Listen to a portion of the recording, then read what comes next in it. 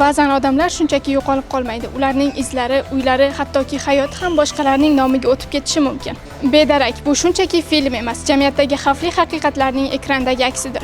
Ayni jarayonda Alisher Navoiy nomidagi kino saroyida ushbu kartinaning yopiq taqdimoti bo'lib o'tmoqda. O'zbekiston Respublikasi Bosh prokuraturasi hamda rejissyor Rustam Sa'diyev hamkorligida suratga olingan ushbu kartina real voqealar asosida ishlangan. Filmda ko'chmas mulk sohasidagi firibgarliklar va qora realtorlarning jinoiy sxemalari yoritiladi. Syujet yolg'iz yashovchi fuqarolarning sirli g'oyib bo'lishi bilan bog'liq voqealar asosida yoritilgan. Birinchi marta ijodimda detektiv triller janrida film olman. Men uchun juda bu og'ir.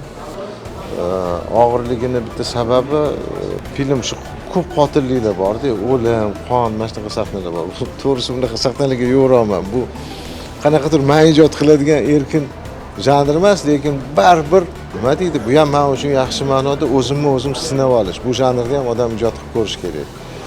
Tomoshabin ko'rganda qanaqadir meni ham aytishadiki, o'zini doimiy ishlaydigan formatidan saqal qochibdi bu ijodkor deyishadi. Bu ham balki qaysidir ma'noda izlanish. Og'ir o'tdi, juda og'ir bo'ldi men uchun bunaqa kino olish. Qo'rqib oldim ham og'ir. Menimcha qiziqarli bo'ldi deb o'ylayman filmni. Baribir bitta narsani aytaman, men o'zimni qanaqadir uslubim, o'zimni ranglarim sezilib turadi. Kartina markazida Bosh prokuraturaning maxsus tergov guruhi tomonidan olib borilgan murakkab surishtiruv ish jarayonlari aks etgan. Tergov davomida jinoiy guruhning yashirin faoliyati ochilib, voqealar tobora keskinlashib boradi. Əvvəla bütün Özbək xalqını ürəkdən salamlayıram və qədirli Özbək xalqına təşəkkürümü bildirirəm.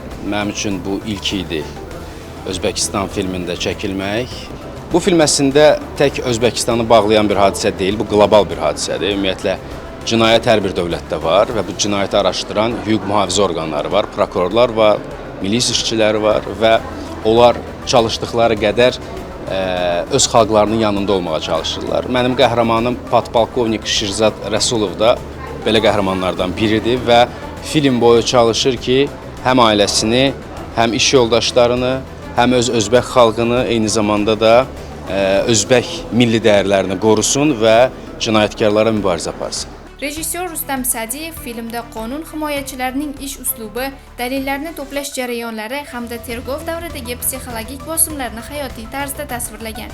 Bu film juda menga yoqdi. Eng asosiysi mana shu faoliyatda, ya'ni sohada o'qiyotganim sababli men qiziqib keldim. Eng asosiysi bu prokuratura organlari xodimlarini, ya'ni o'sha ish jarayonlarini ommaga e'lon qildi. Ya'ni o'sha prokuratura organlariga xalqning hurmati yanada oshdi.